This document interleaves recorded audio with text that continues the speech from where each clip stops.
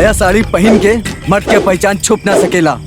मौगा बना के नाटक तो बहुत कर ले, लेकिन अब ये तोहरा के मार मार के मौगा बना के छोड़ा।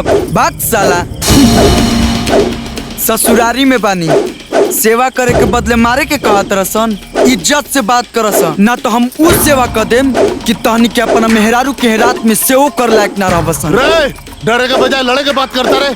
ऐसा मार मारम ना कि घरे जाके लायको ना रहे। ताऊ फैसला हो जाओ कि तहनी के बहिन विधवा बनी कि तहनी के मेहरारू।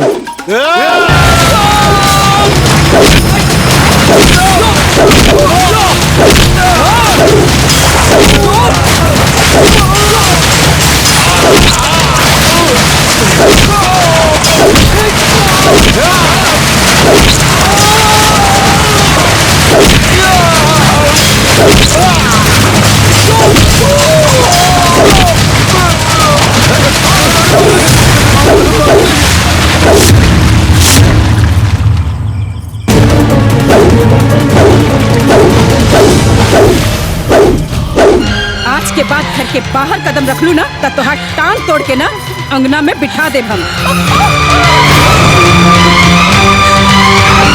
का भइल? बहुत पर निकल आइल बा लड़की के। आखिर बताइबे भइल का? धर्मपुर गांव के ब्रिज किशोर यादव के लड़का के साथ नैन मटक्का करत दिया, प्यार के खेल खेलत बिया। प्यार के कागज के नियन फाड़ के फेंक दे। ओकरे बाप के छाती पे चढ़ के वो ससुर के नाती के छठी के दूध याद दिला दे।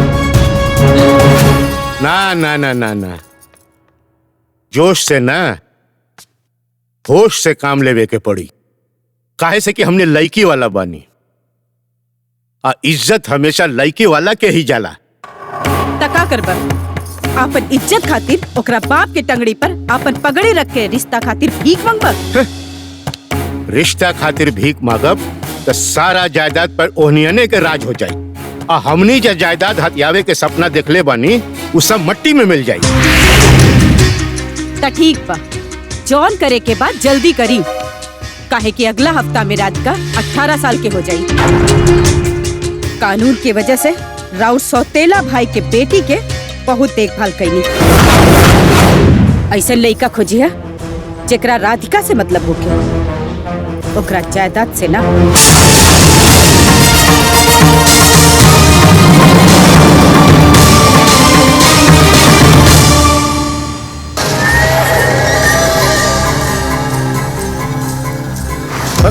अरे आई बाबू साहब, आई बैठे। काली बाबू काहे खातिर बुलौली हैं? राउर दुश्मन का बेटा रउआ इज्जत पे हाथ डाल ले बा। तहरा ये सब कैसे पता? अरे इलाका में के कितना साहस लेला ही खबर भी रहेला हमरा। अब फिर हम राउर सब चिंतक बानी।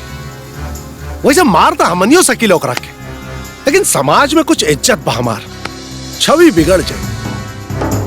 ऐसे एक ऐसा आदमी के इंतजाम कैले बानी जो मोहब्बत के आग में तप के तलवार के धार से भी तेज हो चुकल बा।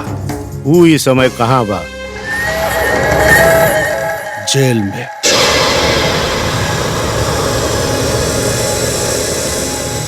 बेटा, मारपीट और कत्ल कैला से सजा और बढ़ जाला। अपन ना तो कम से कम अपना परिवार का तो ख्याल रखा। आगे नाच ना पीछे पगार। मतलब हमार परिवार नहीं खे। मतलब ये बेटा कि तू बचपन से अनाथ हो? ना चचा, बचपन से ना, जवानी में अनाथ भैली। हमार भी एगो हसत खिलत परिवार रहे। हमार माई, हमार भाई और हमरा से भी प्यार करे वाला एगो लड़की।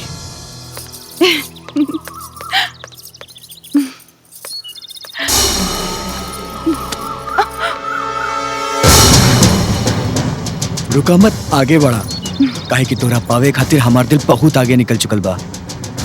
ई फूल कबूल करा। ई फूल के धूल में फेंक द और अपना प्यार के कब्रिस्तान में दफना द। काहे के काजल के प्रेम कहानी विराज के संगे जुड़ चुकल बा। ना तोर जवानी के कहानी हमरा साथ जुड़ी। बोल का कमी बा हमरा में? जो नुकरा में बा हमरा में नहीं के।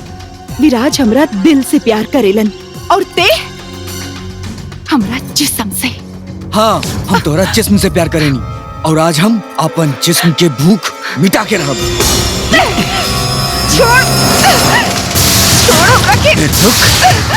छोड़ दो, बचावा क्यों बा? छोड़ दो हमरा के, छोड़।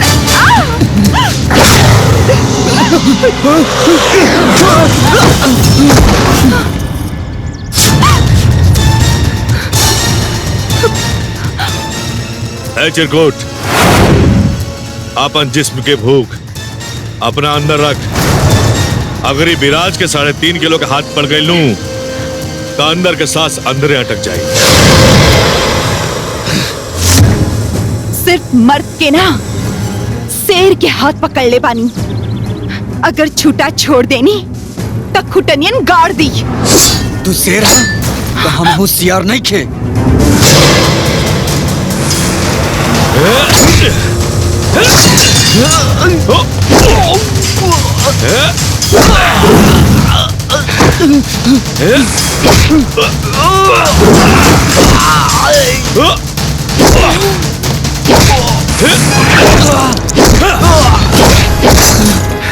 साले हरामी, अगर आइंदा से हमारे काजल की तरफ आंख उठा के भी देख ले तो हम तोरा के जान से मार दे। तोरा के तो देख ले।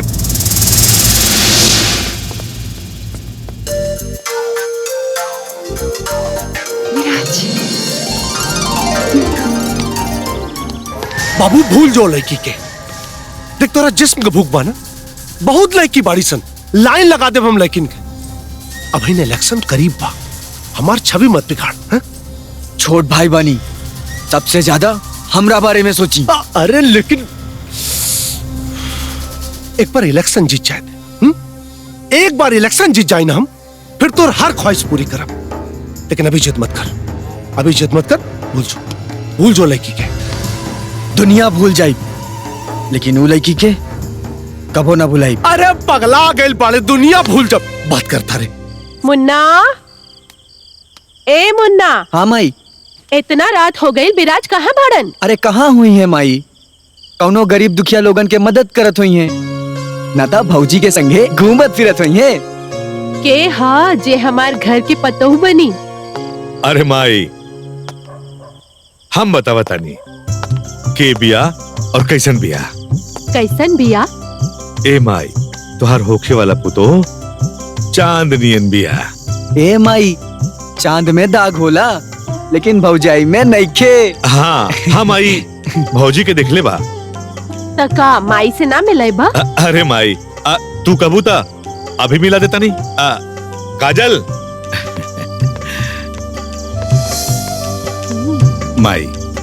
माई गोल लगतानी। हमार पतोह तो बड़ा सुंदर बिया।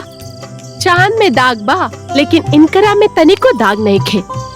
विराज, एक काम करा, कल ही इनके माई बाबू से मिलके शादी के डेट पक्का कर दा। का हो, उदास काहे हो गई लू? माई, काजल के माई बाबू नहीं खे। अरे तो हम बानी ना माई, हम अभी से इनके अपन बहू मानतानी। माई, बहुत रात हो गई, अब हमरा के घर जाए के चाहिए। हाँ हाँ विराज। हाँ माई। जा छोड़ी आवा, बहू के घरे छोड़ी आवा। जी माई। जा, जा।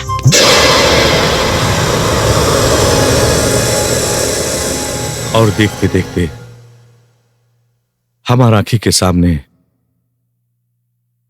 सब कुछ जल के भस्म हो गई।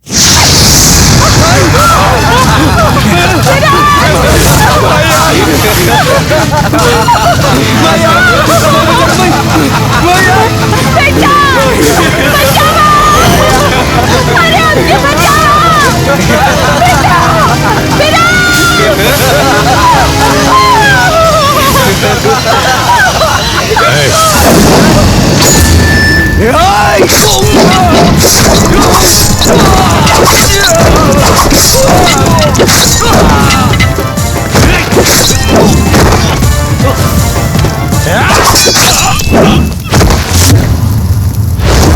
बेटा, तहार कहानी सुन के बहुत दुख भइल हमरा, और तोहरा साथे बहुत नाइंसाफी भइल बा। ऊपर वाला पर भरोसा रखो, सब ठीक हो जाई। राउर दिमाग के हम समझ नहीं पावत। वो बीराजवा हमनी के दुश्मन बा, रउआ ओकरे साथ देता नहीं। हे बेटा, जब 100 गो बुद्धिमान मरल हुई है ना, तब तोरे बाप जैसन एक राजनीति बाज पैदा भइल। राजनीति में ताकत ना, दिमाग का इस्तेमाल कइल जाला। तोरा बाप के दिमाग ही कहता हम विरजवा के जेल में तो मार पैती ना, सबसे पहले ओकरा के जेल से बाहर निकालब, फिर ओकरा हाथ से अपना दुश्मन लोग के मरवाई, ओकरे बाद ओ बिरजवा के अपना हाथ से मारब।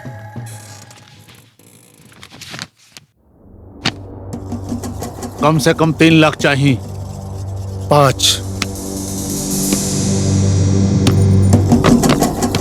5 लाख देता नहीं,